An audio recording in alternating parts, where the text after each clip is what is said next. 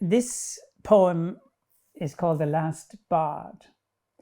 And The Last Bard is a sculpture in Kiltimagh in the Square. The Last Bard was Anthony Raftery, the blind poet of Killadown, my birthplace.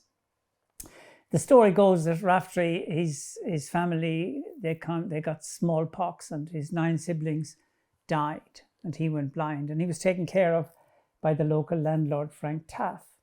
And the story goes that one day Raftery and a friend were sent to Kiltimagh to buy whiskey or something, and they had a horse and trap, or whatever it was, and the horse went into a ditch and broke a leg or something, and Raftery could never return. And so that's why he left Killadown. He was about 24 at the time, people say. He was, of course, the last of the travelling bards, or we call it after the bardic tradition, you know, kind of who wandered from place to place, reciting and shouting and making noise and all the rest. Lis Ord is mentioned here. In Killadown there are 7 forts, and Lis Ord is the highest one. And that's where Raftery allegedly got the gift from the fairies. This is like Moses with the burning bush. He was passing this thorn bush. My uncle told me all these stories, and a voice came out of the bush and told him to make up his mind to either do poetry or music. And it seems he did poetry much better than he did music. That's the story anyway.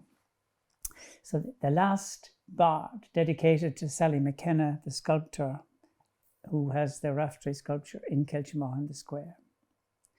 On Lis Ord among beech trees, I lie like a novice on moss and grass, and you are in those battered clouds, looking down at colours you know by heart.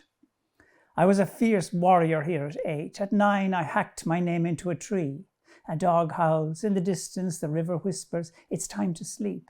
I wrap my book in fern and see stars slipping like melting ice. A fox bickers, a rabbit pleads. I smell red wind and shut my eyes to catch you reeling in the sun. You left Killadown in a hurry to do with the death of a horse, odds on a tall tale. With hands out wide, you trudged south to Tuam, then on to Craughwell and Gort. You knew darkness and could measure light. Come to me, come with me, show me your scars and I will curse for you. While St. Bridget hung washing on a sunbeam in spring, you dreamt of being a boy again with rod and golden worms. Flowers and lists of red berries carpeted the bog road in Killadown. There was a first night in Claremorris and strong drink in Ball. Kiltimagh was steeped in laughter. All this was yours for a song. A poet dreams, a muse seeks its own geography. You're back, a sculpture in Kiltimagh, a bard trapped in open air for entertainment. I tried to keep an up-to-date diary of other routine events. A woman in curlers charts a love story in a shop window. Another sings of a long-lost lotto ticket.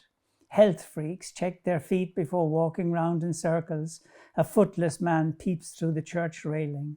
Planes hardly clear the houses in Knock, and children are rushed off to piano lessons, and you say, come, sit by me for a moment. I am blind. I have walked to Galway and can hear the sun. The child in your tomb will continue to outlive days of holy awe and judgment, and in Killadown in springtime, with nature writing colour into a new season, your silhouette, baked in earth and sound, is stencilled in the sky.